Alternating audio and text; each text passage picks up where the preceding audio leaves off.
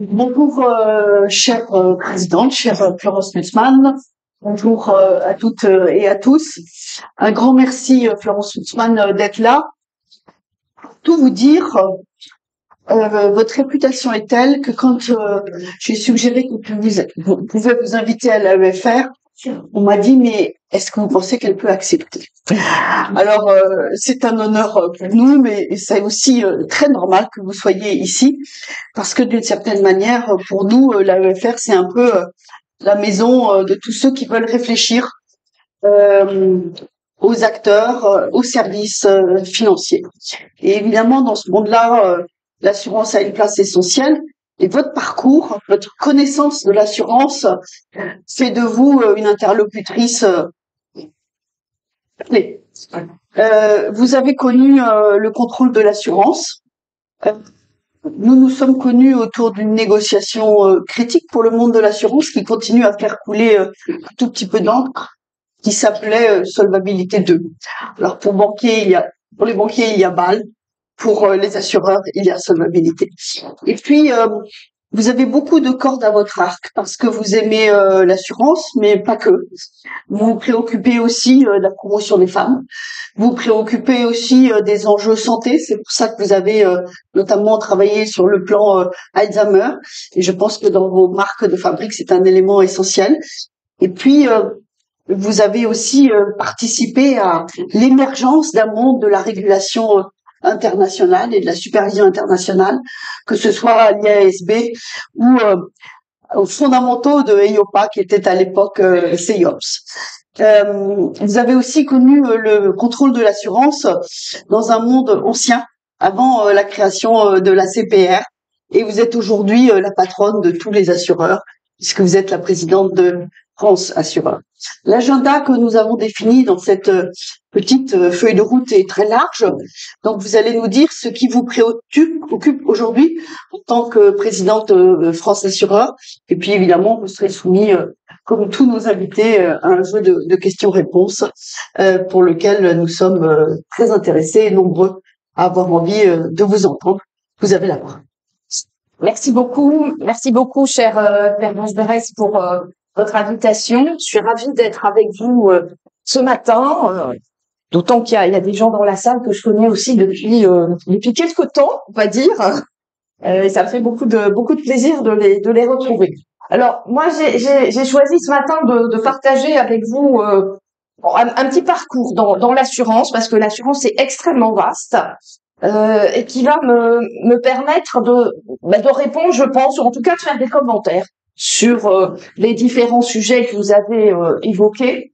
Et évidemment, après, je me prêterai bien volontiers au jeu des questions, parce que je pense que c'est aussi comme ça que ce sera le plus vivant.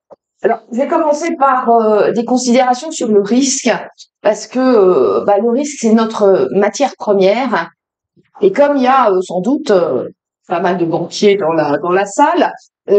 En fait, ayez conscience, moi je l'ai découvert quand je suis devenue banquière, parce qu'à un moment dans ma carrière, j'étais banquière aussi. Et en fait, le risque a en fait une définition qui est pas tout à fait la même, hein, c'est pas la même notion en banque et en assurance.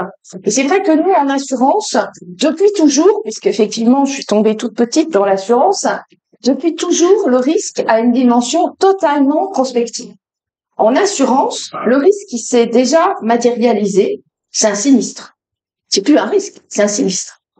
Même si le sinistre, ça prend longtemps à gérer, c'est un sinistre. Donc pour nous, le risque, c'est toujours demain. Et toute la réflexion, toute la réglementation aussi de l'assurance est depuis des décennies totalement prospective. Alors, je sais bien que les balles successifs ont introduit beaucoup d'éléments de plus en plus prospectifs, mais en fait, nous, notre ADN, c'est vraiment ça, c'est de prendre des engagements vis-à-vis des assurés, vis-à-vis de vous, et ensuite d'essayer de gérer des actifs qui vont nous permettre, en temps et heure, d'honorer nos engagements. Alors, à la fédération, on décline aussi cette démarche. C'est un exercice qu'on fait pour la 8e année cette année.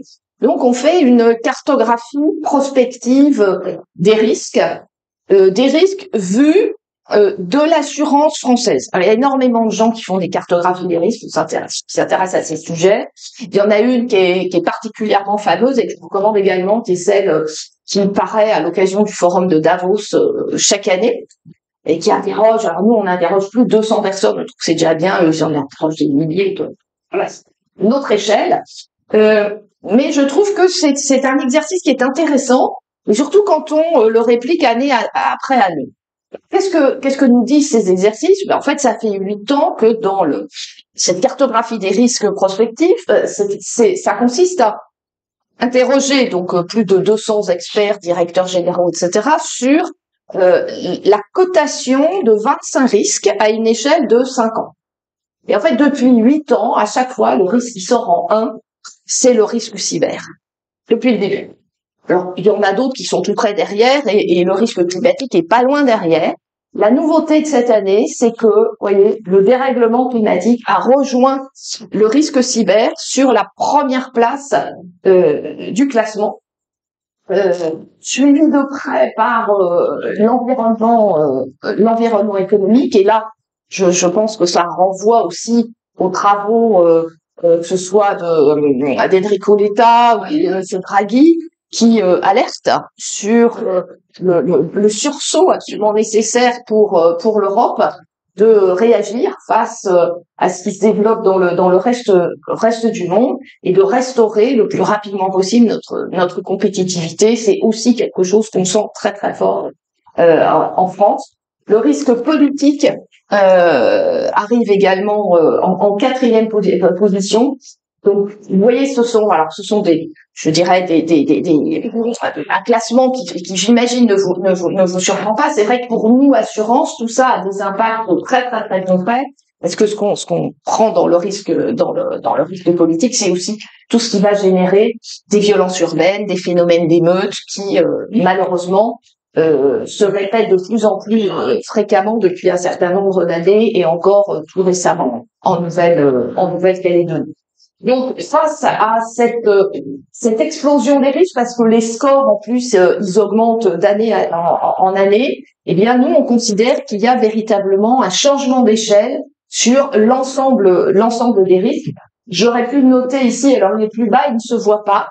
Ça fait plusieurs années que le risque réglementaire est dans le top 10 des 10.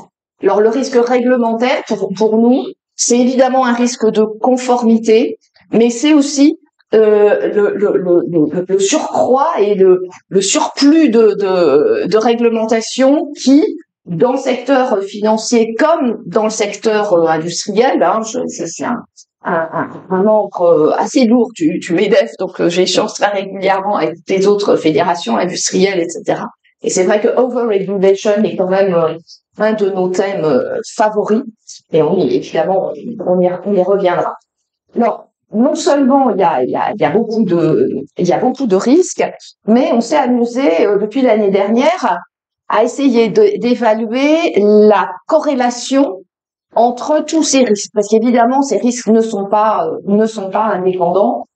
Vous voyez donc si vous avez soit une catastrophe naturelle, soit une guerre quelque part, ça peut entraîner des pénuries de matières premières et énergétiques. Donc on sent bien que ces risques ne sont pas indépendants. Donc ce joli graphique matérialise les liens entre tous ces risques.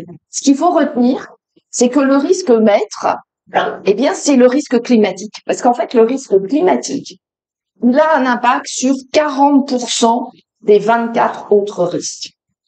Donc, quand on parle du risque climatique, on parle véritablement d'un risque clé qui va avoir des répercussions évidemment sur nos infrastructures, évidemment sur l'économie, beaucoup également sur les populations.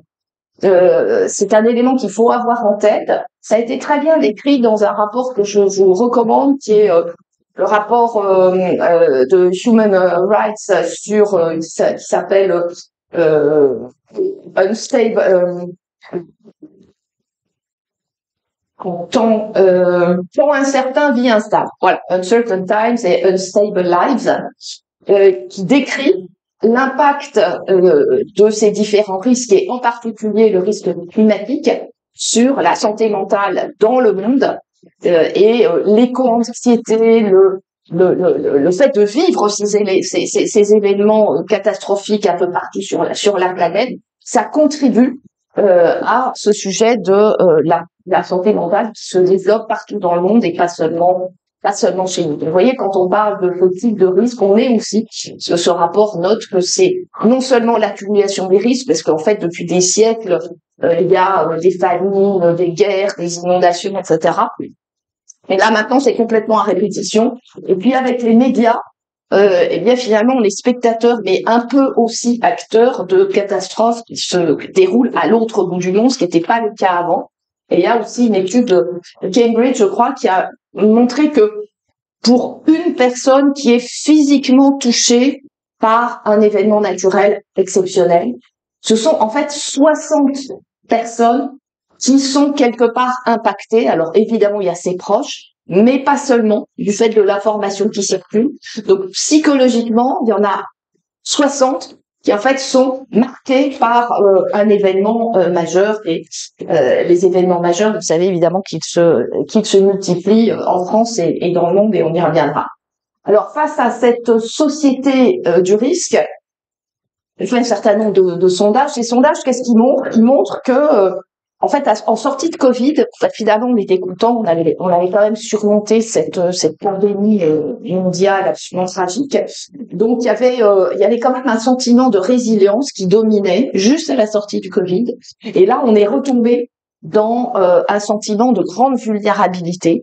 Et c'est vrai que la peur et la vulnérabilité par rapport à un certain nombre de risques, le risque économique, le risque cyber, la dépendance, qui fait de plus en plus peur, puisque terroristes, pandémie, la guerre, etc. En fait, tous ces risques augmentent, et face à ces risques, eh bien, nos concitoyens, parce que ça, c'est des sondages qu'on fait en France, sont de plus en plus en demande de protection. Et même si ils vont jusqu'à dire, quand on les interroge, que même si le coût de la couverture du risque, c'est-à-dire en fait le coût de l'assurance, augmente, ils n'envisagent pas, très majoritairement, 8 sur 10 ne sont absolument pas prêts à abandonner leur couverture d'assurance, ce qui quelque part est quand même un très bon élément pour nous. Alors ça, c'était un peu l'environnement général dans lequel on s'inscrit. Passons maintenant à notre métier. Notre métier, c'est quoi? Eh bien, je commence par l'assurance non-vie. En fait, notre métier, c'est de gérer des sinistres. On gère 38 000 nouveaux sinistres tous les jours, ou si vous préférez, un nouveau sinistre tous les 2 secondes. Et je dis ça parce que quand on dit ça, on comprend qu'on a aussi beaucoup de leviers pour agir sur le monde réel. Nous, en fait, on répare le monde réel en permanence. On répare des voitures, on répare des bâtiments. Bon, le trait est un peu forcé, mais on répare aussi des personnes via l'assurance santé. Et de par cette activité, d'abord, on entretient la vie économique sur l'ensemble des territoires, parce que les maisons, parce que les entreprises, parce que les voitures, elles sont partout. On fait vivre énormément de corps de métier. D'ailleurs, petite remarque en passant, on manque crucialement de beaucoup d'artisans et d'entreprises. Pour les malheureux d'entre vous qui ont subi peut-être les épisodes de grêle en 2022, vous avez peut-être vu à quel point c'était difficile de faire juste, ne serait-ce que bâcher sa toiture. Et quand à la faire réparer, ça a pris 1 an et demi, et pareil pour les voitures qui ont été complètement bosselées. Parce que dans ces épisodes de grêle exceptionnels, les grêlons qui d'habitude ont la taille d'une balle de ping-pong se sont mis à avoir la taille d'une balle de tennis. Donc, vous imaginez que sur les carrosseries des voitures, ça fait des dégâts. Il a fallu plus d'1 an pour arriver à débosseler les voitures, parce qu'il n'y avait pas assez de main-d'œuvre pour le faire. Donc, on a aussi un grand sujet sur la réparation. Et puis mon sujet favori, puisqu'on est sur les transitions, on est sur le réchauffement climatique, on pourrait faire beaucoup mieux si on avait plus de disponibilité sur des pièces de réemploi. que ce soit dans le bâtiment ou en fait quand on détruit, qu'on refait un immeuble. Vous voyez ici, nous on a mis notre immeuble du Boulevard Haussmann en travaux, donc après, on le refait entièrement. Donc là j'ai un exemple concret. En fait, si on fait un peu attention, quasiment tout se recycle. Mais évidemment, il faut le faire correctement. Et puis ensuite, ces matériaux récupérés, il faut qu'ils soient labellisés, enfin analysés, etc., pour les réutiliser ensuite sur un autre chantier. On pourrait dire la même chose sur l'auto, parce que on gère évidemment beaucoup de sinistres automobiles. Et on a un gros sujet en France qui est l'inflation du coût de la réparation automobile. Vous voyez, il y a un truc qui est totalement anormal, c'est que qu'il y ait de l'inflation, qu'il n'y ait pas d'inflation, le coût de la réparation automobile depuis des décennies augmente de 8,5 par an et les pièces détachées de 9,5%. Alors pourquoi? Parce qu'en fait, c'est dans le business model de l'industrie automobile qui est elle-même bien protégée par la réglementation française qui oblige les assureurs à remplacer les pièces visibles pendant 10 ans par des pièces constructeurs. On est les seuls en Europe à avoir cette règle. Alors d'ailleurs, avant, c'était sur 25 ans, on a obtenu qu'elle soit protégée seulement 10 ans. 10 ans, c'est énorme. Et par exemple, en Allemagne, il y a quand même une petite industrie automobile, cette règle n'existe pas, les pièces détachées coûtent 40% moins cher. Alors, je le dis parce que, voilà, si vous trouvez que vous payez un peu trop cher votre assurance auto, vous voyez, il y a des solutions. J'en parle régulièrement avec les ministres, mais bon, on est passé de 25 ans à 10 ans, mais en même temps, c'est pas vraiment significatif. Donc, non seulement on pourrait faire mieux, bon, pareil, vous avez les indices sur le coût des réparations pendant juste en sortie de crise Covid, avec la guerre en Ukraine, etc. Il y a le prix des matériaux a flambé, donc évidemment le prix de la réparation des maisons, des bâtiments a flambé lui aussi.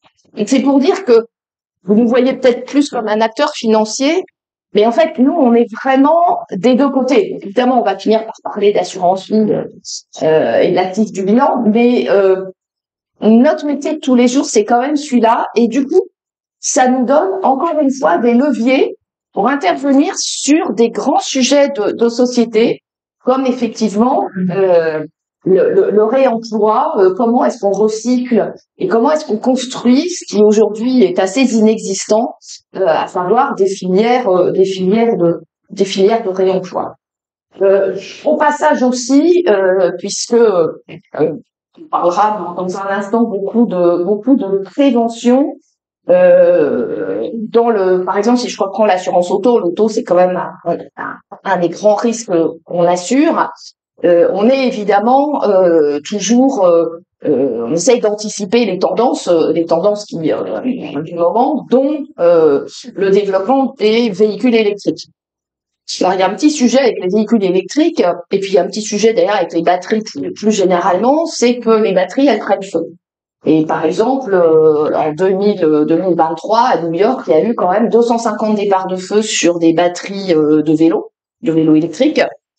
Avec 80 victimes et 14 décès, quelque chose comme ça, parce que évidemment, je sais pas si vous avez des vélos électriques, mais en général, les gens ils mettent les batteries en charge dans l'entrée de l'appartement, plutôt la nuit, et vous voyez bien que si la batterie s'emballe, c'est pas terrible du tout. Donc, on finance aussi, on l'a fait cette année. Il y a un organisme qui est d'ailleurs leader en Europe, qui est en Normandie à Vernon, qui teste des dispositifs de prévention sur l'incendie, etc. Et donc, on a financé des essais-feux sur les batteries lithium-ion pour essayer de voir comment se propage le feu à partir d'une batterie qui s'emballe. En fait, c'est un phénomène d'emballement qui se produit pour essayer de faire avancer, je dirais, la technologie et puis d'imaginer des mécanismes aussi de protection de ces batteries, parce que on voit bien qu'avec le développement de l'électrique, là aussi c'est très bien l'électrique pour la planète, mais comme encore une fois nous on répare le monde réel, on voit aussi les impacts que ça peut avoir sur d'autres types de risques, comme par exemple l'emballement de ces fameuses batteries. Alors, j'en arrive maintenant au changement climatique. Le risque climatique, lui aussi, globalement, il change complètement d'échelle, que ce soit dans le monde, comme vous le voyez ici, où en 2023, le total des pertes économiques dans le monde était estimé à 260 milliards de dollars. Donc, on est sur des coûts qui explosent littéralement. En Europe, l'année 2024 est la deuxième année la plus coûteuse en sinistre climatique. Évidemment, ça se décline sur notre territoire, sur la France. Alors, ce qu'on a voulu montrer ici, c'est le coût des sinistres climatiques. Moi, ce que je vous engage à regarder, ce sont les paliers. Alors, pourquoi on commence en 82? Parce que 82, c'est l'année où on a mis en place en France le régime des catastrophes naturelles. Je reviendrai dessus, c'est un régime très, très protecteur. Je dirais que c'est une pépite française, même si je pense que bien peu de gens en ont conscience. Et je vous dirai pourquoi tout à l'heure. En tout cas, ça commence dans 82. Donc, vous voyez que sur cette décennie-là, en moyenne, on était à 1,5 milliard d'euros chaque année pour le coût des événements climatiques. Et puis, sur les 2 décennies suivantes, là, on passe à 2,7. Ici, on est à 3,7. Et puis, la décennie qui est en cours, pour le moment, on n'a que 4 années. Mais si on fait la moyenne sur les 4 années, on est quand même à 6 milliards. On a eu une année 2022 qui était vraiment annus horribilis sur le front des événements climatiques, qui a coûté 10,6 milliards d'euros aux assureurs. Il y a eu plus de 5 milliards sur la grêle, j'en parlais tout à l'heure. Il y a eu 3,5 milliards sur la sécheresse. Enfin, une année exceptionnelle, mais exceptionnelle en fait, peut-être pas tant que ça. Parce que comme notre métier c'est de gérer les risques, on les étudie. Je vous ai donné quelques exemples très très concrets de ce qu'on faisait sur le risque automobile, mais sur le risque climatique, on est très très très prospectif et depuis longtemps, parce que on a créé il y a plus de 20 ans maintenant la mission Risque Naturel, qui est une association qui est financée par les assureurs et qui fait des projections, qui étudie à la fois le développement du risque climatique, les façons de l'endiguer, qui fait des cartographies, etc., etc. Alors, cette mission Risque Naturel, on l'a sollicitée à de nombreuses reprises. Et en 2020, on s'est dit, on a vraiment, on voyait ces paliers qui montaient de plus en plus, et on s'est dit, ce serait intéressant d'essayer de projeter sur les 30 prochaines années le coût de ces événements climatiques. Donc, on a travaillé avec des scientifiques, des météorologues, des économistes aussi, parce que le coût, c'est aussi beaucoup lié à l'activité humaine, au développement économique. D'ailleurs, soit dit en passant, si on regarde le rétrospectif sur les 30 dernières années, on voit aussi qu'il y a un certain nombre de villes qui se sont développées, qui ont cru sur qui ont étendu leur territoire, mais en fait qui sont étendus dans des zones qui étaient déjà complètement inondables.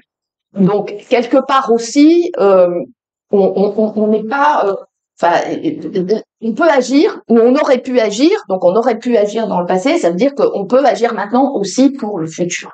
Mais en tout cas, si on projette ces événements naturels sur les 30 prochaines années, ce que nous dit l'étude, c'est que le coût global de ces événements naturels pourrait doubler sur les 30 prochaines années par rapport à ce qu'il était sur les 30 dernières années, et il pourrait atteindre en cumulé 143 milliards d'euros. Qui est donc 2 fois plus que ce que ça a coûté en cumulé sur les 30 dernières années. Et à l'intérieur de ces éléments naturels, de ces risques naturels, il y en a un qui progresse encore plus vite que les autres. C'est le risque qui est lié au retrait-gonflement des argiles. Vous en avez sûrement entendu parler. Donc, on a beaucoup de sols argileux en France. Bon, l'argile, quand c'est humide, ça se dilate. Quand c'est sec, ça se contracte.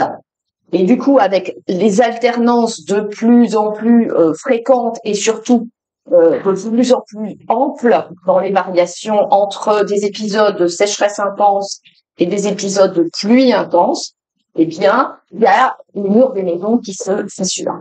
C'est un risque très très important sur lequel je reviendrai tout à l'heure en matière de prévention, mais gardez en tête qu'il menace quand même plus de 11 millions de maisons sur notre territoire. 11 millions de maisons, c'est plus d'une maison sur deux quand même. Donc voilà, on fait ce genre d'études pour essayer de projeter et puis toujours se dire bon bah qu'est-ce qu'on fait aujourd'hui? Alors qu'est-ce qu'on fait aujourd'hui? Ça se passe beaucoup, pas uniquement, mais dans le cas du régime des catastrophes naturelles. Alors tout ne rentre pas dans ce régime. Le principe de ce régime donc a été mis sur pied en 1982.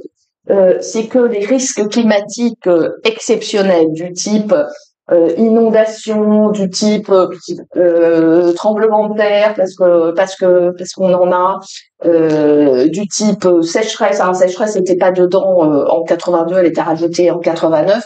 Les vagues de submersion, les avalanches, mais dedans, il n'y a pas la tempête, il n'y a pas la grêle. Alors, il y a les tempêtes, il y a les cyclones quand la vitesse du vent dépasse un certain niveau. Et vous voyez, l'idée en 82, c'est de se dire qu'est-ce que le secteur de l'assurance privée peut couvrir tout seul. Et donc là, il n'y a pas d'intervention publique. Et qu'est-ce qu'il n'arrive pas à couvrir?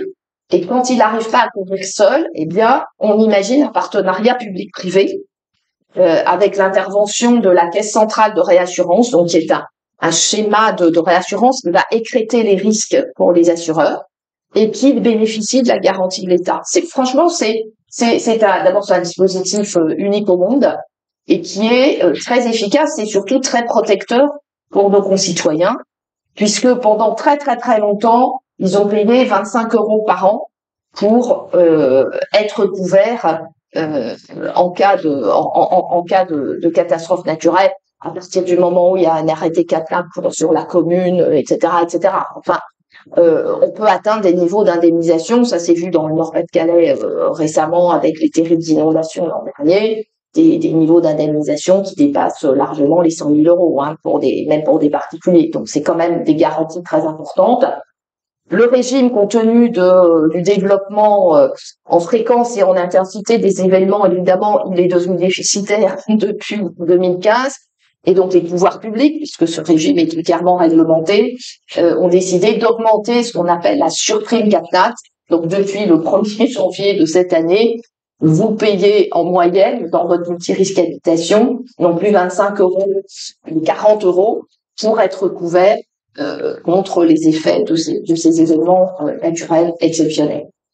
C'est vraiment un schéma qui, quand je dis que c'est une pépite pour les Français et qui se rendent pas compte, on est les seuls au monde à avoir pour si peu cher, parce que quand même une couverture qui est une couverture qui est systématique, c'est-à-dire que dès l'instant où vous avez une garantie dommage dans un contrat, que ce soit une multirisque habitation, une multirisque entreprise, un contrat d'assurance automobile, tout risque, hein. Si vous êtes assuré seulement en responsabilité civile, vous n'avez pas de garantie dommage, et donc si votre voiture est emportée par une inondation, vous ne serez pas couvert dans le cadre du régime des catastrophes naturelles. Il faut avoir une garantie dommage. Je peux vous dire que quand je me promène dans le monde et que j'explique ce régime et que je dis des Américains ou des Asiatiques que oui, nous, alors avant je disais 25 €, maintenant c'est 40 €, les gens en rêvent. Et la magie, comment c'est possible? Parce qu'il y a énormément d'endroits dans le monde où les risques soit sont pas assurables, soit sont assurables, mais en fait à des tarifs qui sont totalement rédhibitoires. Donc de fait inassurables. Bien, c'est parce que ce régime, il a imposé une mutualisation totale sur l'ensemble du territoire. Alors évidemment, il était déficitaire depuis 2015 parce que les risques naturels se développent sur tout le territoire. Il y avait avant des territoires épargnés, je dirais, et puis c'est vrai qu'au départ, il y avait beaucoup les outre-mer qui étaient très très très touchés par des phénomènes cycloniques, inondations, etc. Alors maintenant, on peut dire qu'aucun territoire n'est épargné. Rappelez-vous, dans les Alpes-Maritimes, on a eu une tempête tropicale sur Nice et la vallée de la Roya, donc c'est quand même anormal. Le risque de sécheresse, j'en parlais tout à l'heure, le risque de sécheresse, avant, c'était un croissant un peu, faut que je fasse dans l'autre sens de ce qu'il y avait cette forme-là sur notre territoire. En fait, maintenant, il y a des maisons qui sont touchées quasiment partout. Avant, on disait oui, mais en fait, c'est plutôt les constructions des années 70 qui sont touchées, qui se fissurent. En fait, maintenant, pas du tout. Enfin, on a des maisons qui ont plus d'un siècle et qui se fissurent également. Donc, on voit que les risques changent du ciel, et c'était le titre de notre référence de presse l'année dernière. Alors, sur ce risque sécheresse, on sait que on peut faire quelque chose. On s'est dit qu'en fait, c'était pas possible qu'il n'y ait pas des moyens d'essayer d'améliorer la résilience du bâti par rapport à ces phénomènes qui font bouger le sol. Et donc, on a encouragé pendant des années la recherche technologique, mais bon, il y avait pas, à part nos quelques subventions, comme coup de crédit sur ce type de travaux. Et donc là, on s'est dit, finalement, aujourd'hui, il y a à peu près 4 technologies dont on pense qu'elles peuvent améliorer la résilience du bâti par rapport à ces phénomènes de retrait gonflement des argiles. La première technologie, ça paraît un peu bête, mais ça consiste à humidifier autour de la maison quand il fait trop sec. La deuxième technologie, ça consiste à confiner les fondations dans une membrane pour essayer de les protéger des mouvements de terrain. La troisième technologie, c'est d'injecter un gel à proximité des fondations toujours pour modifier le comportement du sous-sol au voisinage des fondations. Et puis la quatrième technologie, c'est des reprises en sous-œuvre avec des micropieux qui sont mis sous la maison pour établir l'équilibre. Donc on s'est dit, nous on va lancer donc cette grande initiative qui est quand même qui nous coûte quand même 8,5 millions d'euros, hein, donc c'est quelque chose d'assez ambitieux, qui consiste à sélectionner 320 maisons. L'ambition, c'est que 320 maisons, ce soit un échantillon statistique un peu représentatif. Donc là, elles ont été sélectionnées avec beaucoup d'attention. Sur ces 320 maisons, il y en a 200 qui ont déjà été sinistrées. Donc évidemment, on les répare. Et après, on leur applique une de ces 4 technologies.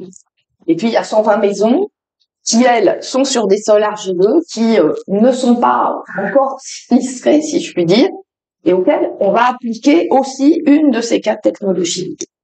L'expérimentation, l'initiative dure 5 ans. Et dans 5 ans, eh bien, on estime qu'on pourra dire si une de ces technologies est efficace ou non pour protéger face à ce phénomène de retrait gonflement des argiles. Et on évalue les solutions avec une grille d'indicateurs qui sont évidemment l'efficacité, le caractère plus ou moins intrusif pour les personnes qui habitent dans la maison, hein, parce que certaines sont beaucoup plus intrusives que d'autres.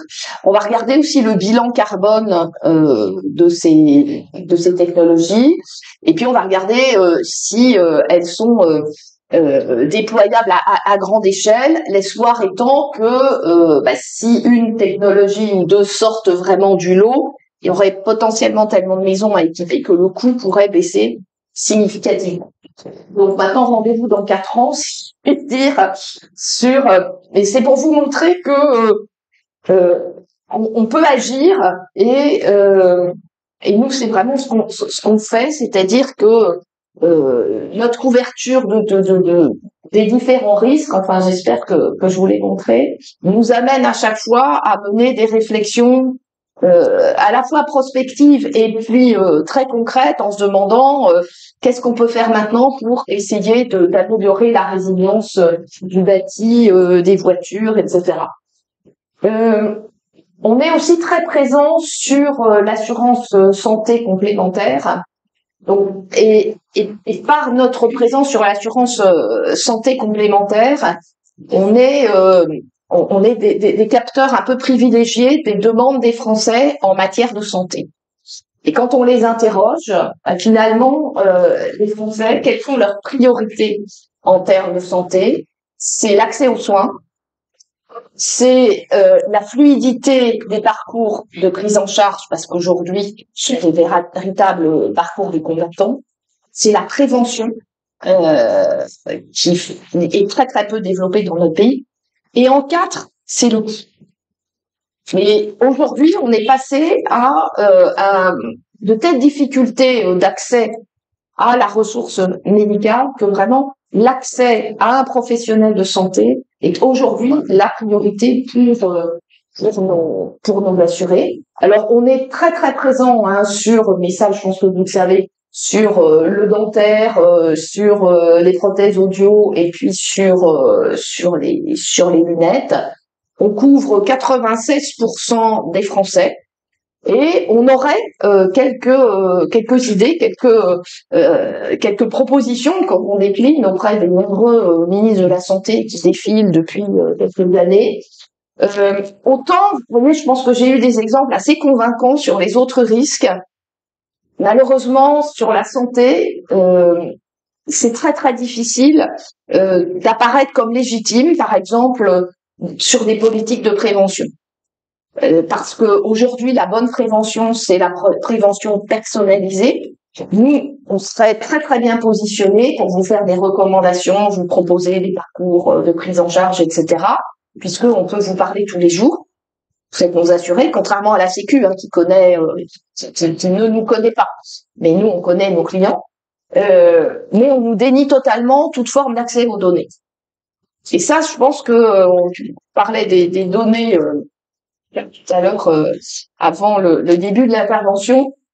Je crois que c'est un sujet majeur aujourd'hui, majeur en France. Alors en France, c'est encore pire qu'ailleurs, on va dire, mais c'est un sujet européen aussi. On a organisé la semaine dernière à Bruxelles une conférence sur la santé mentale. Donc c'était co-organisé par France Assureurs et le PKV. Le PKV, c'est la Fédération des assureurs santé allemands, parce que en Allemagne, les assureurs santé peuvent être délégataires de la sécurité sociale. Et en fait, les cadres, ils sont pas à la Sécu, ils sont gérés intégralement par des assureurs privés. Du coup, ils ont leur propre fédération, etc. Bon, bref. Donc, on faisait une conférence sur la santé mentale.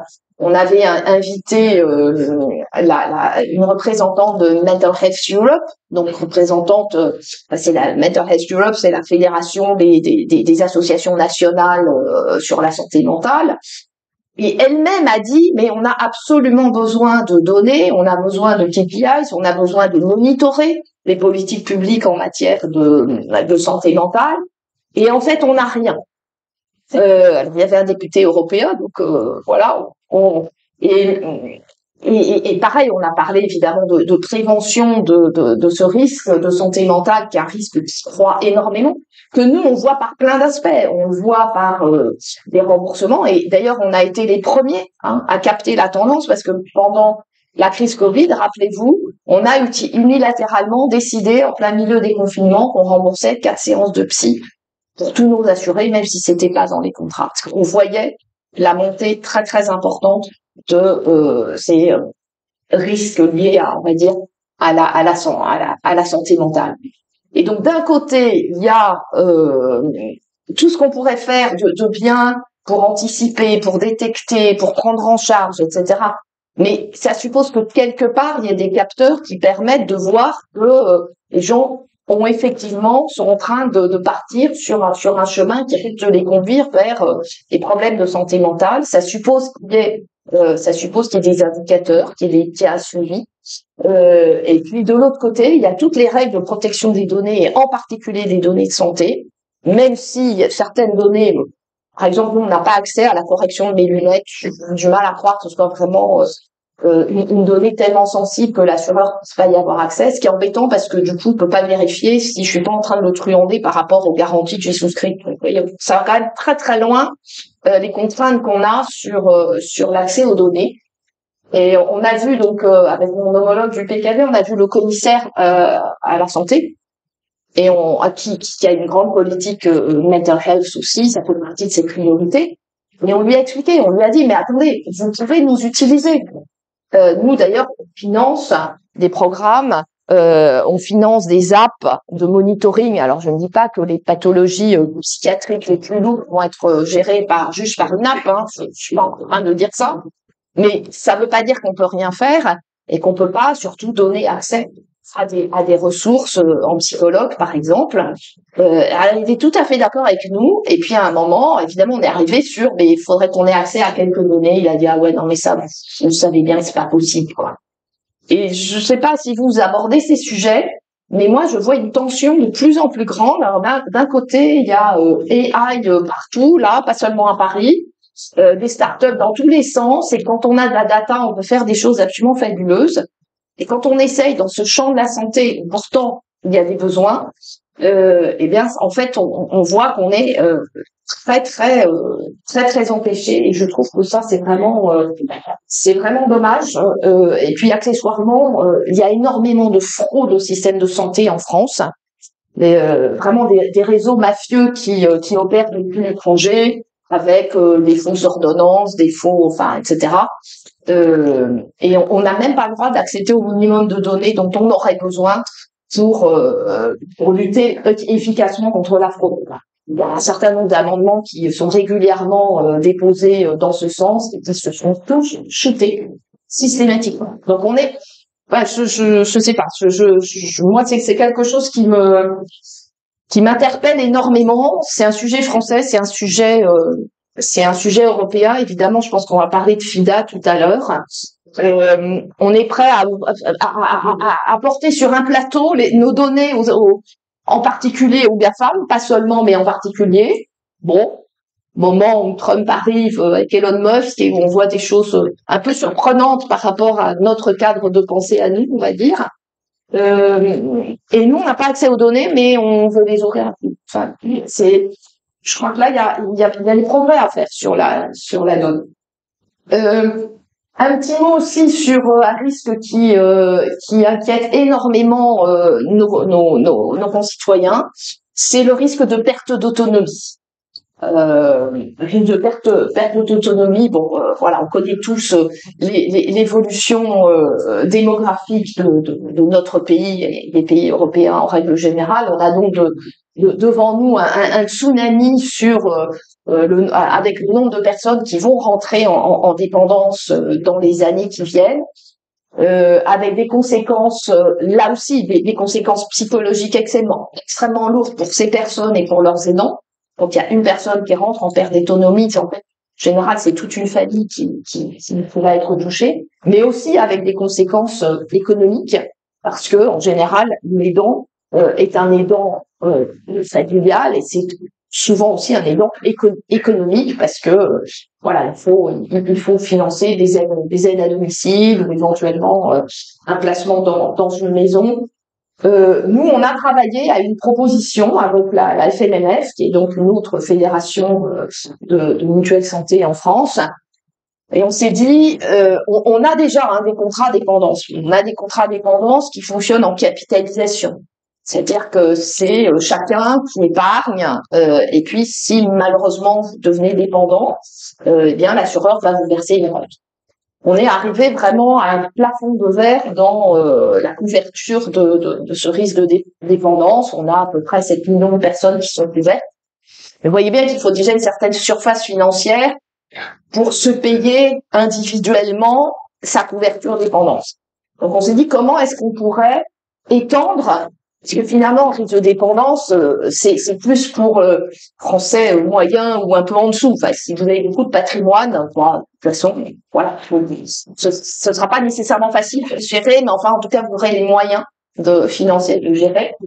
Et donc, on a imaginé une solution qui consisterait à gérer en répartition, cette fois-ci, le risque de dépendance, en l'incluant dans les complémentaires santé. Et donc, ça a un avantage. Alors, ce serait géré en pool, il y aurait un pool de tous les assureurs français, parce que c'est un risque quand même, c'est un risque lourd et qu'on projette, mais qui peut quand même dériver significativement. Donc c'est une solution quelque part un peu collective, mais et qui est maintenant qui a complètement convaincu le CCSF en France et qui est maintenant la proposition du CCSF. Cette proposition, elle a beaucoup d'avantages, c'est qu'elle peut rentrer en vigueur et couvrir le lendemain du vote de la loi ou de la sortie des décrets toutes les personnes qui rentrent en dépendance lourde. Des dépendances lourdes, pour ceux qui connaissent un peu, c'est les GIR 1 et 2. Donc c'est ce type de dépendance qu'on se propose de couvrir dans le cadre des complémentaires santé. Là aussi, il faudrait une inclusion obligatoire pour mutualiser le risque sur tout le monde, un peu comme on a fait sur le régime Catlin en 1982. Malheureusement, il n'y a aucun courage politique ces temps-ci, et depuis au moins 2-3 ans, pour imposer des solutions collectives.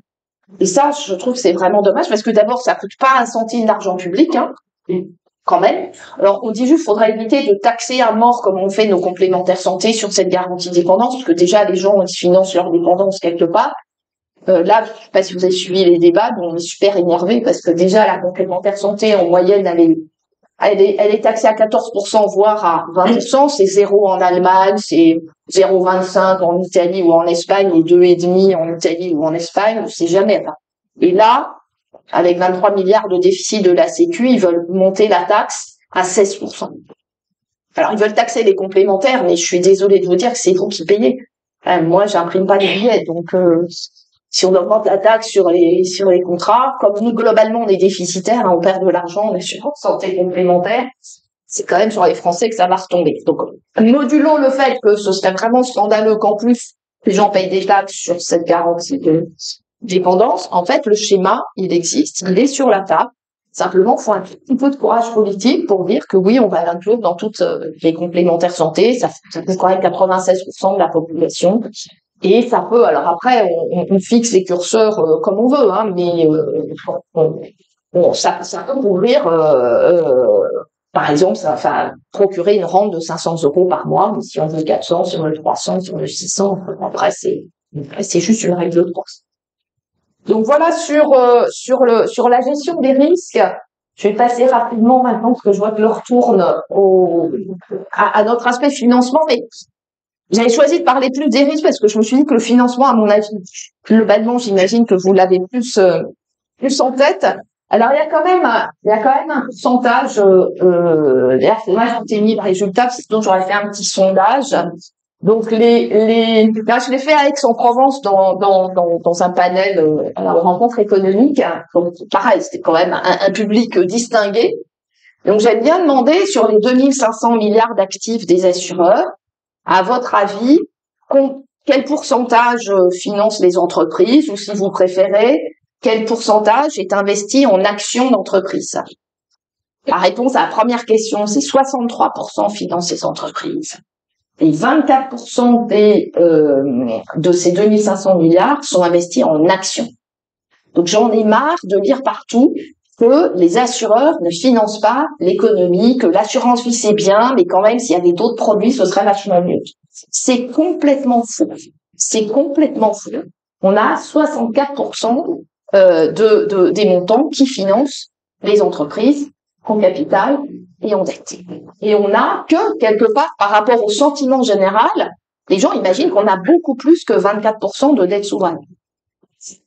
C'est vraiment, alors, je sais pas, j'ai des petits fascicules, là, je sais pas si, pour ceux que ça intéresse, les chiffres clés de l'assurance, prenez-en un si vous le souhaitez. Non mais, et vraiment, quand j'ai rencontré Christian Noyer pour son rapport, il me dit, non, France, oui, les assureurs, je vois bien, mais quand même, financez pas beaucoup l'économie. Je dirais, puis vous avez 4% d'actions. Si, mais on est où, là? Alors, j'ai compris, parce que il y avait, à l'époque, les rapports Banque de France qui, sur la première page, concernant les assureurs, prennent juste les libellés comptables. Et donc, ils prennent les actions détenues en direct. Le sujet, c'est qu'il y a beaucoup d'OPCVM dans les actifs des assureurs, et donc si on met pas les OPCVM en transparence, On a une vision complètement erronée de la situation. Et si vous allez à la page 24 du document de la Banque de France, vous retrouvez exactement mes chiffres.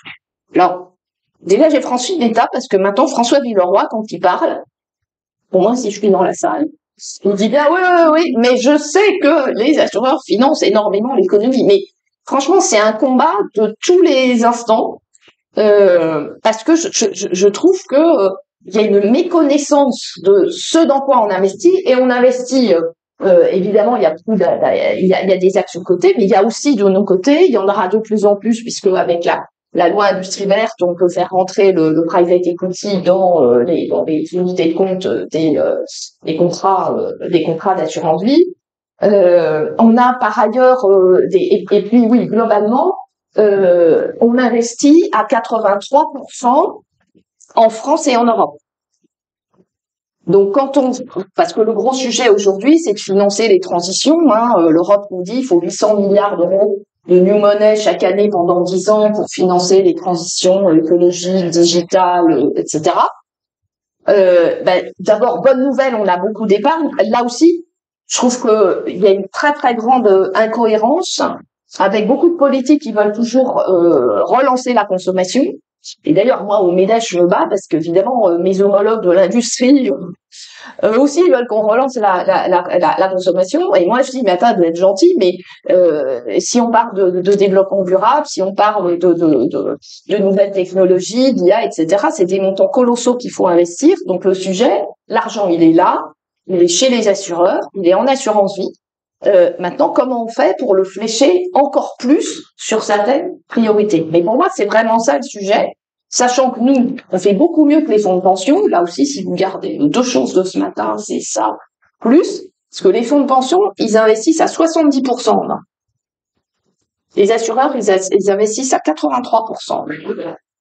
Donc, vous voyez, qu'est-ce qu'on cherche aujourd'hui? On cherche du new money, de l'argent à investir, pour financer les transitions. Il faut beaucoup d'argent. Mais évidemment, de l'argent qu'on investit en Europe, si possible. Et là, c'est l'assurance. Pourquoi c'est l'assurance vie? Parce que l'épargne, c'est l'épargne des gens. Les gens, les Français, mais pas que les Français. C'est pas des Américains. Les Européens, quand on les interroge, alors moi j'ai le sondage sur la France, quand on demande aux gens quels sont leurs critères pour leur épargne, ils sont plus de 30% à mettre en un la sécurité et ou la liquidité. En fait, les deux sont beaucoup d'accord. Donc, ils veulent sécurité et liquidité. Et ils sont que 13% à mettre en un le rendement. Donc, le sujet, c'est, on a beaucoup d'épargne, et tant mieux parce qu'il y a beaucoup de choses à financer. Mais du coup, dans ce qu'il faut financer, c'est un peu risqué. Et donc, qui est-ce qui opère la transformation entre un produit, parce que quand même, on est le grand pays du devoir de conseil, et là, je crois qu'il faut s'en féliciter. Et il faut respecter ce que veulent les gens. Donc les gens, ils veulent des produits qui sont sécurisés et plutôt liquides. Mais l'économie a besoin de financement sur des projets qui peuvent être potentiellement risqués. Et qu'est-ce qu'il y a entre les deux? Il y a l'assurance, et c'est d'ailleurs pour ça qu'on est lourdement réglementé et qu'on a des exigences de fonds propres, parce que nous, on fait la transformation entre les deux. Mais vraiment, je trouve que alors après, on va parler un peu de réglementation, etc. Bien sûr, on pourrait faire mieux. On fait quand même déjà pas mal de choses parce qu'on a plein de programmes spécifiques qui peuvent être dédiés. On a lancé, même pas en sortie de Covid, puisque c'était en juin 2020. On s'est dit, bon, si un jour on sort de cette pandémie tragique, il y aura un besoin de reconstruction de notre économie très très important. Donc on a, nous, juste les assureurs français, on a lancé Relance Durable France, avec des montants qui sont aujourd'hui de 2 milliards à peu près qui sont investis, avec comme priorité la santé, les territoires et le tourisme. On s'est dit, qu'est-ce qui va sortir le plus amoché de la crise Covid? En fait, c'est ces 3 secteurs. Et la souveraineté en santé, évidemment, nous apparaissait comme une dimension très très importante. Donc on a mis 800 millions, ils sont pas tous investis aujourd'hui, on a mis 800 millions sur la santé, ce qui, franchement, pour les gens qui connaissent un peu le secteur santé, c'est juste énorme. 800 millions donc supplémentaires. Et du coup, on se fait aider d'un conseil scientifique qui est présidé par le professeur Arnold Munich, que vous connaissez peut-être, qui préside l'Institut Imagine, de façon à être sûr, en gros, qu'on ne va pas investir, comme dit Arnold, je le cite, mais je trouve ça génial, dans des avions renifleurs. Alors, évidemment, nous, on passe par les asset managers. En fait, les asset managers, ils ont dû défendre quand même leur programme devant Arnold Munich, qui les reconvoque avec le conseil scientifique régulièrement. Donc, au début, ils n'ont pas trop apprécié. D'ailleurs, voilà, c'est nous, on sait. En fait, ils se sont aperçus que non, ils savaient pas quand on les confronte à des vrais scientifiques qui ont cette vision prospective de qu'est-ce qui va se développer en santé. Et maintenant, ça marche super bien. Et ce qui est génial, c'est que dans le ranking des asset managers, parce que voilà, on fait des appels d'offres pour gérer ces fonds, et ben en fait à une place près, le classement des directeurs des investissements des assureurs et le classement des scientifiques du conseil scientifique, c'était le même. Et je trouve que c'est hyper positif parce que ça veut dire que quand on cherche l'excellence, ben, tout le monde est d'accord. L'excellence scientifique, ben, ça va mener à de la rentabilité financière. Et donc, il faut arrêter d'opposer tout le monde parce qu'en fait, on peut travailler ensemble et à financer ce qu'on appelle, justement, les investissements d'avenir. Pareil, sur les infrastructures, on a beaucoup augmenté nos investissements en infrastructures. Là, il y a un sujet. Alors, j'étais contente parce que hier soir, on intervenait dans un autre Sénat au Conseil d'État avec un représentant du service, je sais pas quoi, de la planification écologique, et qui a dit lui-même que le problème des investissements durables, enfin, pour sauver la planète, on va dire, c'est qu'ils sont très peu rentables. Et ça, nous, c'est ce qu'on martèle avec les banquiers, ici d'ailleurs, c'est que le sujet, c'est que il y a finalement des vrais projets très fondés au plan scientifique, technologique, etc. Il n'y en a pas tant que ça, contrairement à ce que tout le monde peut croire. On manque de projets, je pense, au plan européen. Et je rencontrais la directrice générale de DG Grow lors de mon déplacement à Bruxelles la semaine dernière. Elle était tout à fait d'accord. Elle avait le même diagnostic.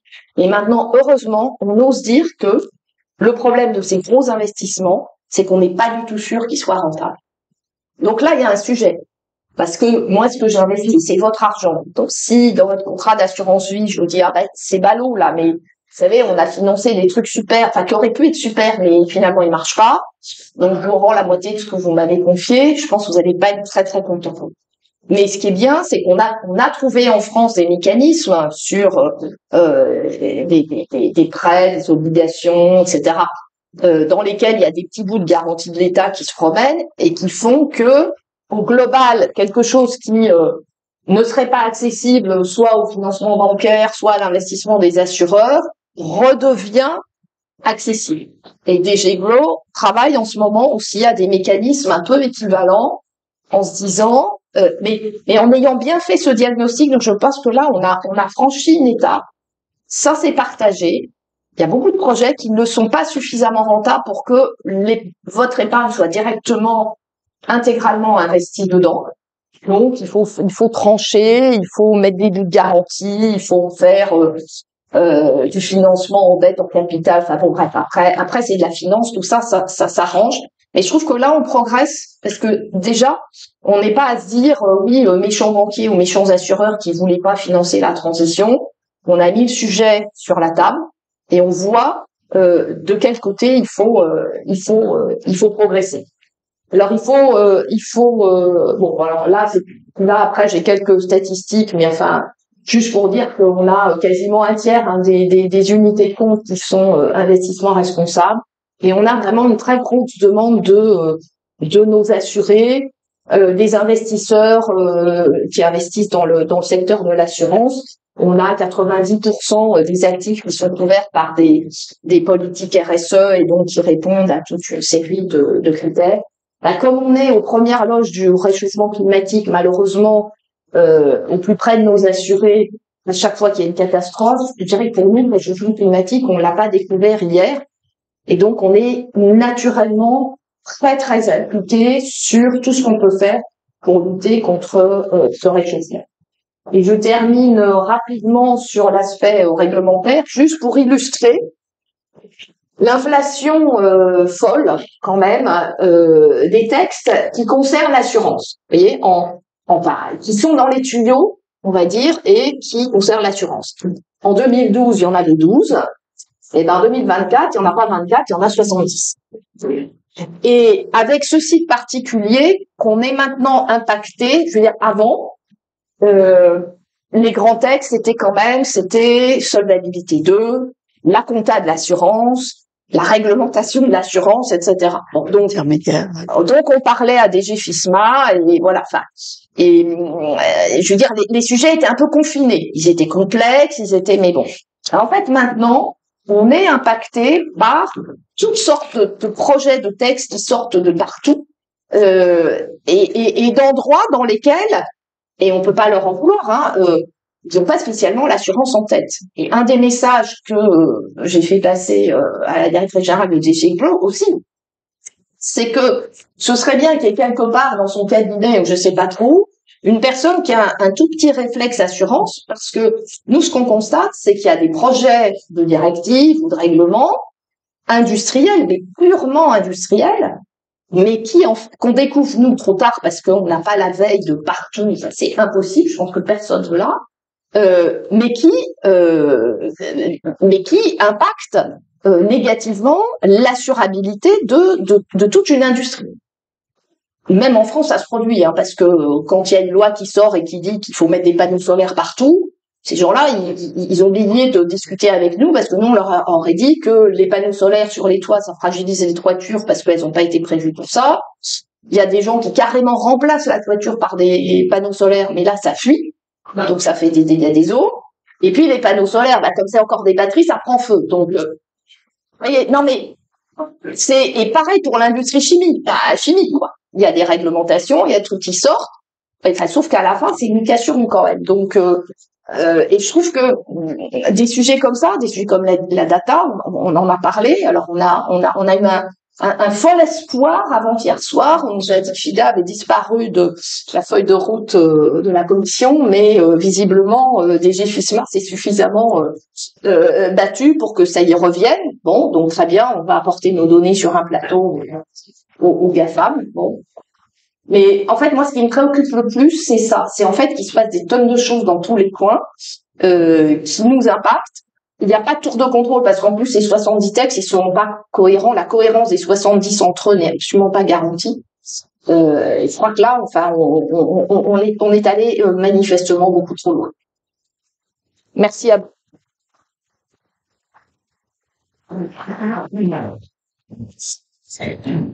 Chère Florence Lutzmann, un grand merci. On a respecté aucune règle d'une matinale de l'AEFR puisqu'on a doublé le temps d'intervention.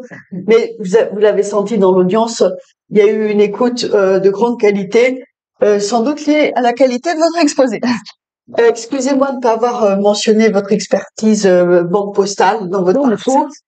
Et évidemment, ici vous avez des financiers, donc vous avez enfin des financiers, des acteurs de la régulation et de la supervision financière. Et donc je brûle la politesse à l'audience quand même pour vous poser une première question. J'ai vu que vous aviez avec des fédérations allemandes élaboré un texte sur le futur de la CMU. Et sur les enjeux des suites des rapports Draghi-Noyer. Je pense que dans votre tête, Draghi et l'État, mais je pense que dans votre tête, il y a aussi le rapport Noyer.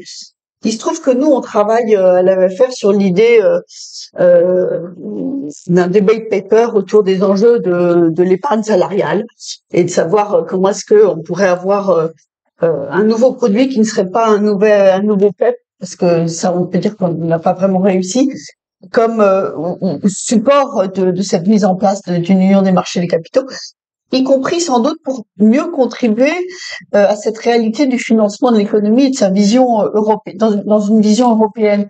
Donc, avant de donner la parole à l'auditoire qui a trop de questions, je vous donne quelques minutes pour répondre à cette première question. Bien volontiers. Effectivement, CMU nous a beaucoup mobilisés. Parce que c'est CMU et qui enchaîne avec l'ARIS, qui à mon avis, enfin porte en germe des conséquences extrêmement dommageables pour l'épargnant français et européen, puisque finalement la risque avec le ban on inducement, c'était la disparition du devoir de conseil, puisque là aussi le financement du devoir de conseil en France, il est mutualisé. Il est mutualisé avec ce mécanisme de commission qui sont payés à un intermédiaire. D'ailleurs, au point où quand j'ai vu le cabinet de von der Leyen sur ce sujet, elle m'a dit, ah oui, oui, d'ailleurs, c'est rigolo parce qu'il y a des Néerlandais, ils ont fait le ban on inducement depuis 2013, qui se plaignent parce que, en fait, leurs épargnants néerlandais, ils vont en France et puis ils peuvent contacter 13 assureurs si ça leur plaît. Et en fait, ils ont 13 conseils gratuits. Alors que, de toute façon, voilà, aux Pays-Bas, tant que vous investissez pas 150 000 euros, je sais pas combien, un peu comme au UK, vous allez sur le site internet et puis vous vous débrouillez avec ce que vous trouvez sur le site, c'est-à-dire quelque chose de très pauvre, nécessairement extrêmement simplifié, puisque vous vous débrouillez tout seul dans le choix de votre contrat. Donc, quand on a vu CMU, où là aussi, et cette idée d'un nouveau produit européen miracle, là, on a réagi parce que faut pas faire deux fois les mêmes bêtises. La protection sociale, parce que c'est à ce niveau que ça se situe, la protection sociale n'est absolument pas comparable dans les différents pays européens.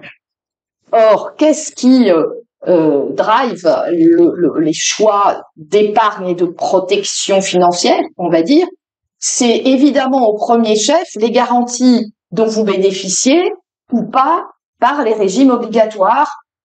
Et si vous êtes salarié en France, vous êtes quand même déjà pas mal couvert, en tout cas pas mal par rapport à ce que vous pouvez trouver en Allemagne, en Belgique, en Espagne, en Italie, etc. Donc,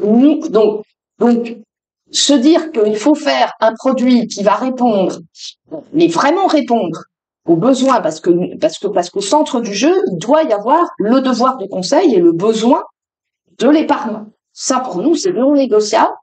Le besoin de l'épargnant en épargne de 2 ou 3e niveau, et il est conditionné par la protection sociale existante dans son pays. Et là, ça n'a rien à voir d'un pays à l'autre.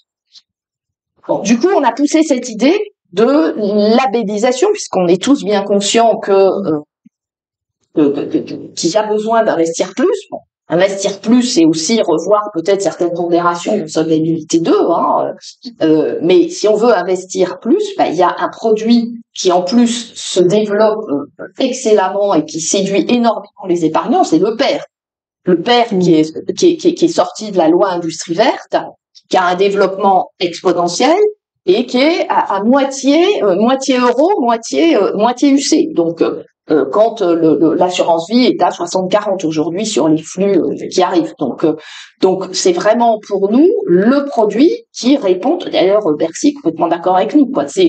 Donc après qu'on flèche des bouts d'épargne salariale, parce qu'effectivement elle est tellement pas rentable cette épargne salariale, ça a toujours été une interrogation pour moi.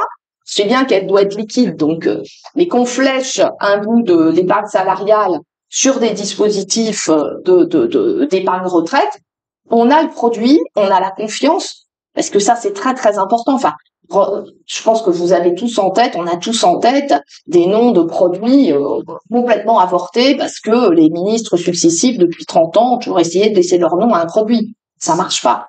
Ça marche pas. Le PER, c'est de l'assurance vie. Ça bénéficie de la confiance des assurés et à ceux qui rêvent que les gens investissent 100% en unité de compte, je dis ne rêvez pas. En fait, ce qu'on regarde, et on le dira dans la prochaine conférence de presse, mais quand on regarde l'évolution de la répartition entre euro UC au fil du temps, on voit qu'il y a une déformation très nette vers toujours plus d'UC. Pourquoi ? Parce que effectivement, taux négatif, le compartiment en euros est moins rentable, mais pas seulement, parce que les gens, en fait, ils commencent par sécuriser l'épargne avec un bout en euros, et une fois qu'ils ont sécurisé, ensuite ils diversifient. Et c'est ça le mécanisme, et c'est comme ça que ça fonctionne, et c'est comme ça que les gens ont confiance. Moi, dans ce cadre-là, je veux dire qu'on propose aux salariés mais de bloquer leur épargne et le père, parce qu'évidemment, pour moi, le sujet, si c'est un vrai sujet de retraite, ça sort en rente, ça sort pas en capital. Le père aujourd'hui, on peut sortir en capital. Donc, il y a la version intermédiaire, c'est le père. Et si on veut vraiment avoir un financement le plus long possible de l'économie, eh bien, évidemment, on sort en rente. Et ça renvoie plutôt, je dirais, aux discussions retraite aujourd'hui. Mais on voit bien que oui, moi, je suis d'accord avec vous, l'épargne salariale est quelque chose qui pourrait être, pour autant que les gens acceptent que ce soit moins liquide. Sachant qu'il y a un débat qui a failli être ouvert au moment des premières tentatives de loi de finances et qu'on pourrait imaginer que ça revienne sur la fiscalité du père. Mais ça, c'est un autre. On va pas rentrer dans ce débat-là parce que je voudrais peut-être prendre 3 questions en même temps parce que sinon je vois l'heure tourner. Je voudrais pas frustrer quiconque. Donc prendre 1, 2, 3. Levez-vous peut-être pour qu'on vous entende bien. Oui. En tant qu'adhérent à l'UNAFAM, je suis très séduit par le discours sur la santé mentale. Alors, vous voulez accéder quelque part au secret médical. Pour ce sur quoi je suis parfaitement d'accord, mais n'étant pas un iconoclaste. C'est-à-dire qu'en accédant au secret, on va devenir le secret médical. Vous allez accéder à l'efficacité du parcours de santé et, in fine, au corporatisme des médecins, d'une manière ou d'une autre, vous pourrez juger dans leur efficacité ou inefficacité. Et ça, c'est la question subsidiaire. Non, on va prendre concentrez votre question, s'il vous plaît. Voilà. Dans la question qui est liée, est-ce qu'il n'y aurait pas un deal à passer qui serait très simple? Aujourd'hui, quand vous êtes en situation de handicap, vous avez une loi, évidemment, une loi qui est très mal faite, incompréhensible, qui oblige entre guillemets les assureurs à assurer, et finalement, ça ne marche pas. Appelons un chat, je me suis essayé, c'est un échec. Si vous proposiez quelque chose qui soit efficace et qui soit, on dirait, quelque chose marche, en contrepartie de cette levée du secret médical, un chat, sur lequel moi je j'avance dans le sens.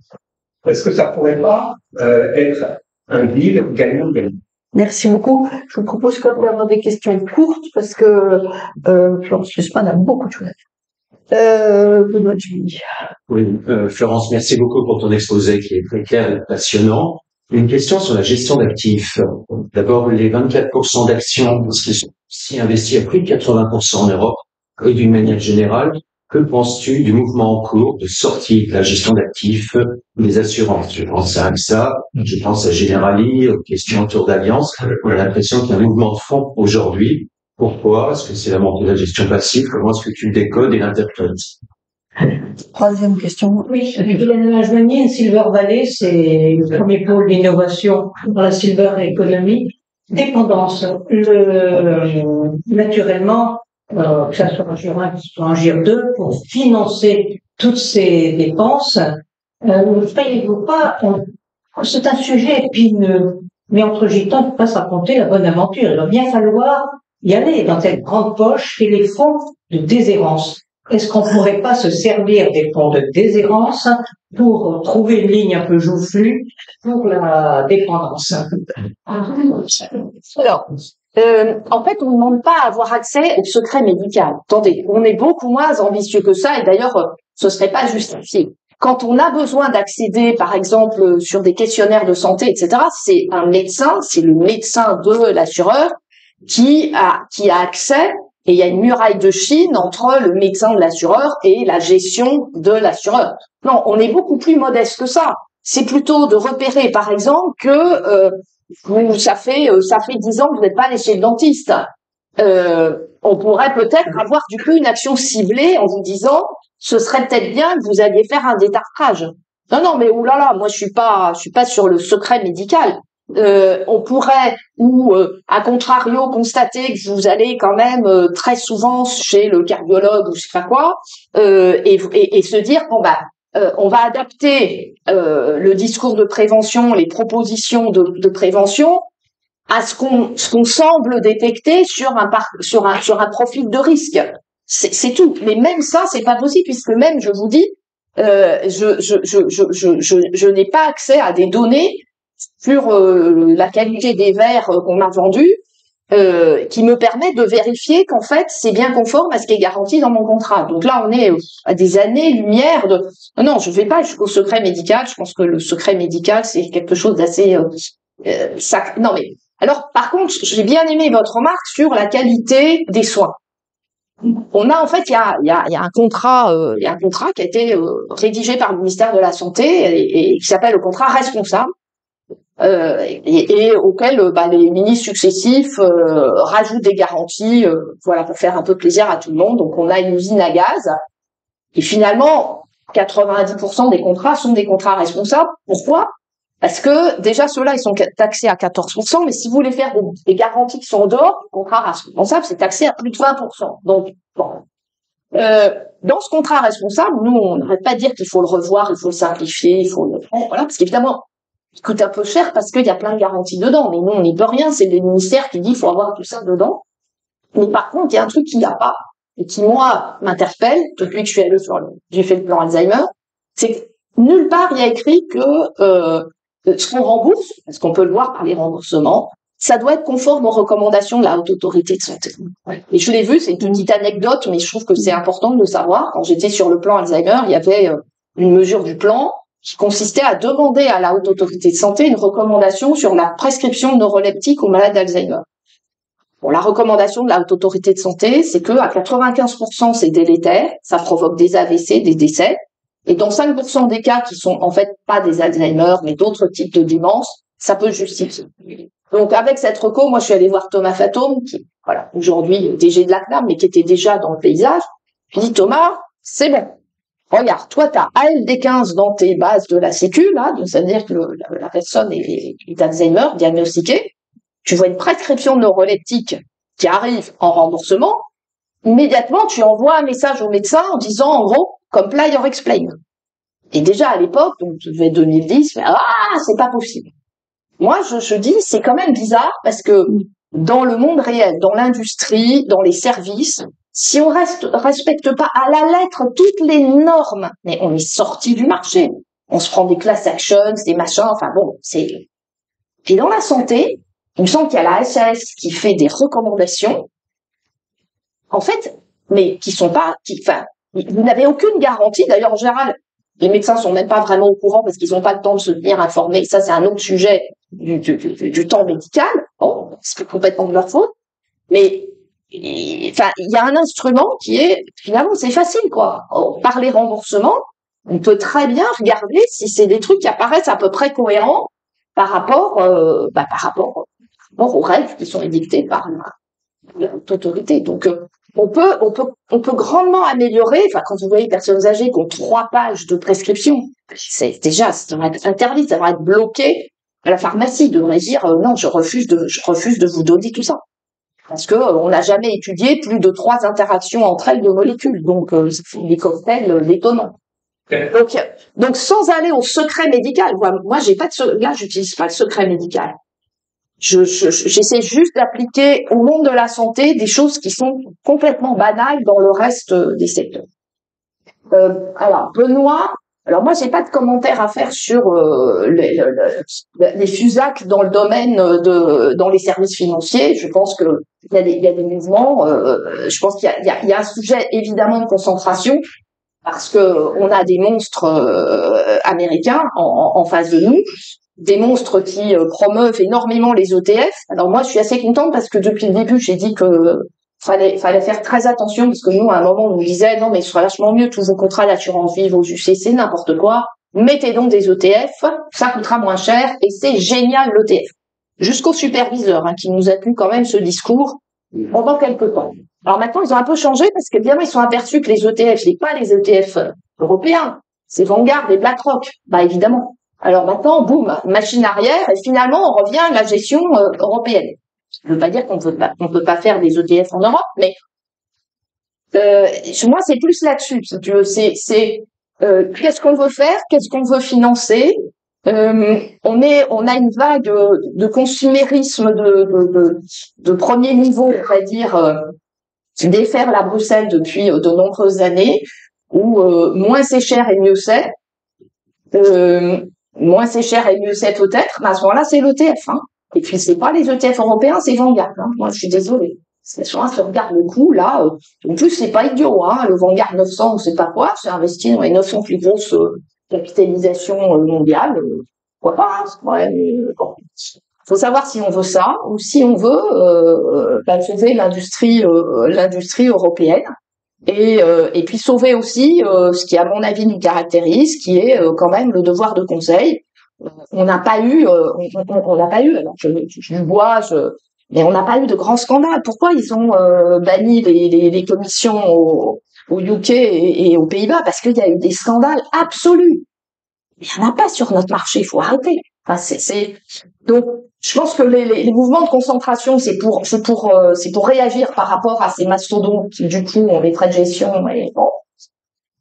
Après, voilà, les FUSAP, on est tous depuis longtemps sur le marché sur le secteur financier. On sait qu'il y a aussi des mouvements de balancier. Alors, les contrats en déshérence, oui, il y a tout, enfin, c'est pas une manne si importante que ça, c'est toujours la même. Et puis, il y a des gens qui peuvent tout à fait qui les réclament, hein.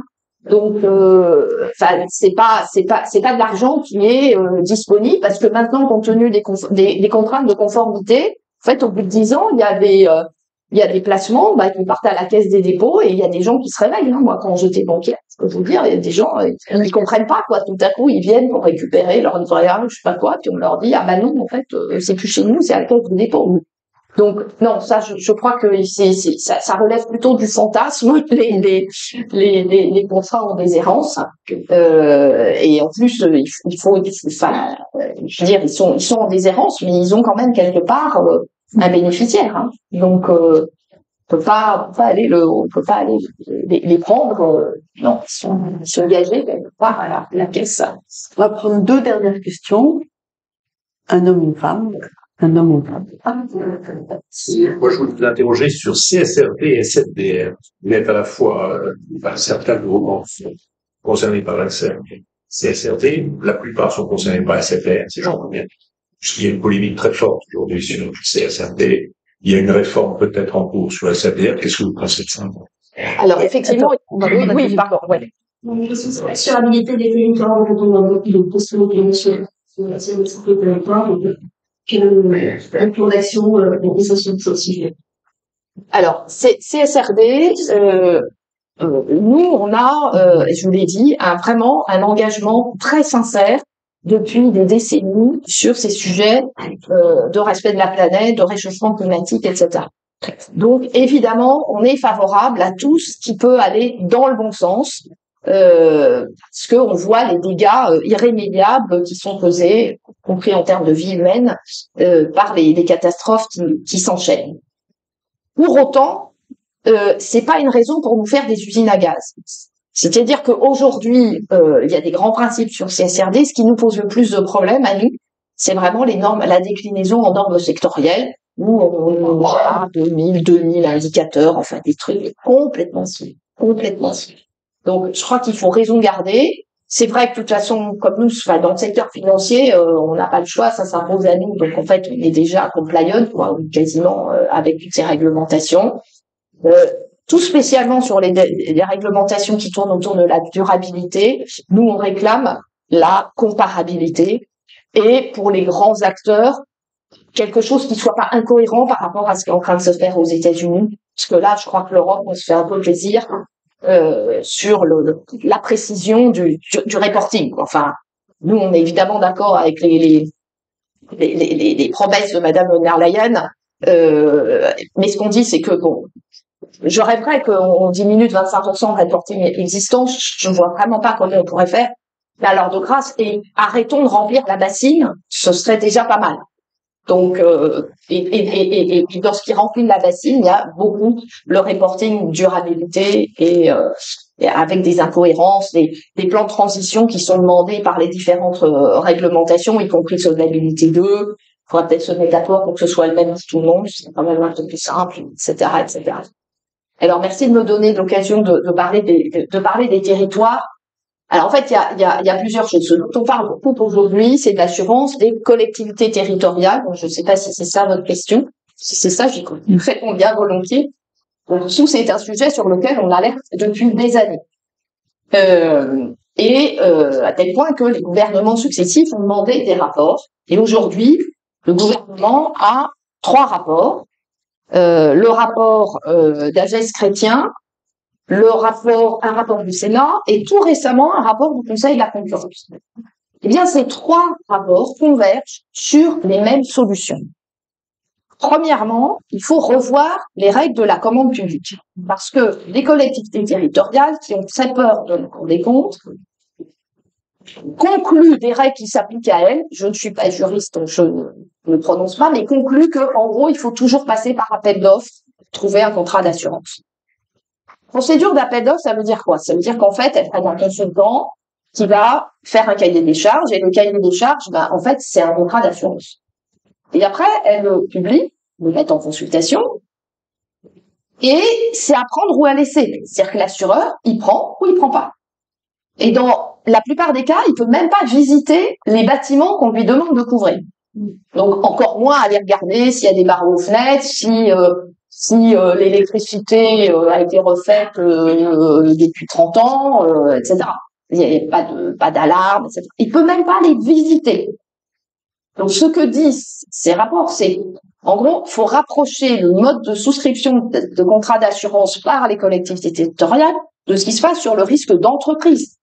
Nous, on assure les entreprises, on dialogue avec les entreprises pour, visiter les usines. C'est pas moi, mais bon, on regarde s'il y a des sprinklers. S'il n'y a pas de sprinklers, on va pas trop l'assurer contre l'incendie. S'il n'y a pas de barreaux aux fenêtres, la garantie vol, va y avoir une franchise comme ça, puis la garantie va être capée comme ça. Enfin, vous voyez. Mais du coup, l'entrepreneur, il sait à peu près pourquoi on lui fait telle proposition d'assurance. Il sait aussi que s'il investit en matière de protection ou de prévention, eh ben, l'assureur pourra baisser les franchises, rehausser les niveaux de garantie, baisser le prix. Voilà.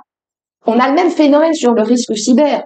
Il y a 3-4 ans, partout, les gens disaient, c'est pas normal, les assureurs assurent pas. Si, les assureurs assurent, mais effectivement, ils envoient un questionnaire de 25 pages.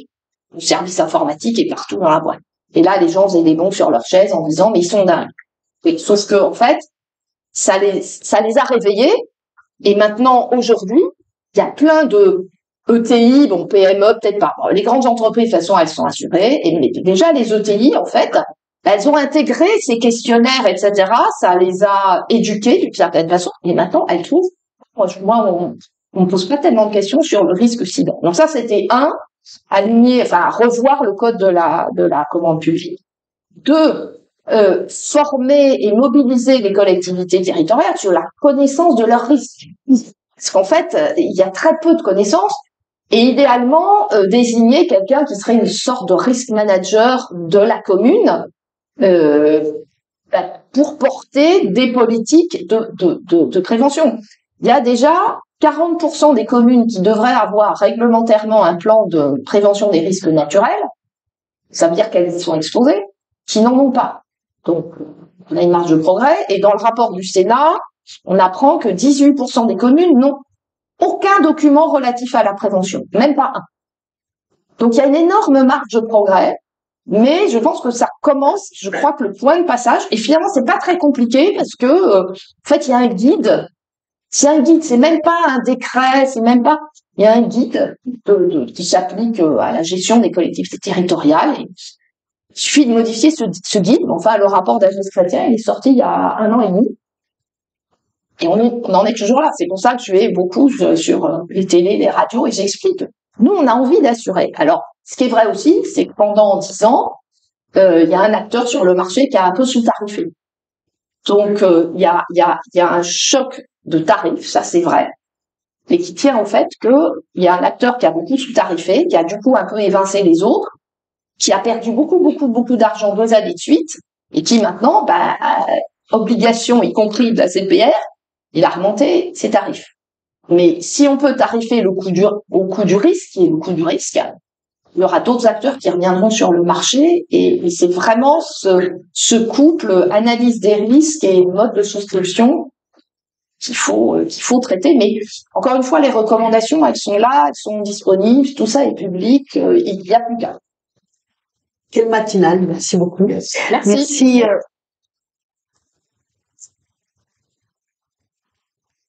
Alors pour ceux qui veulent rajouter 2 mots. Un premier, il faudra qu'on ait un débat ensemble sur CSRD et approche sectorielle. Parce que on ne peut pas être simpliste dans ce domaine, y compris si on veut poursuivre les objectifs que vous avez définis. Et une approche sectorielle peut-être aussi un moyen de simplifier le test de la matérialité. Donc ça, c'est vraiment un débat important. Et ensuite, sur CapNat, je pense que c'est un domaine sur lequel il faut qu'on travaille à l'idée de... vous avez dit, c'est une exception française. Il y a un moment, il faudra qu'on partage cette exception de qualité et qu'on en fasse un élément du débat européen. Mais ça sera pour un prochain débat. Et mon grand merci, c'est de nous avoir démontré qu'un assureur, c'est pas juste quelqu'un qui reçoit des déclarations de sinistre ou dont l'argent doit financer l'économie, mais c'est un acteur de la transformation du réel. Donc pour ça, vraiment un immense merci, vous nous avez passionnés. Merci pour votre invitation.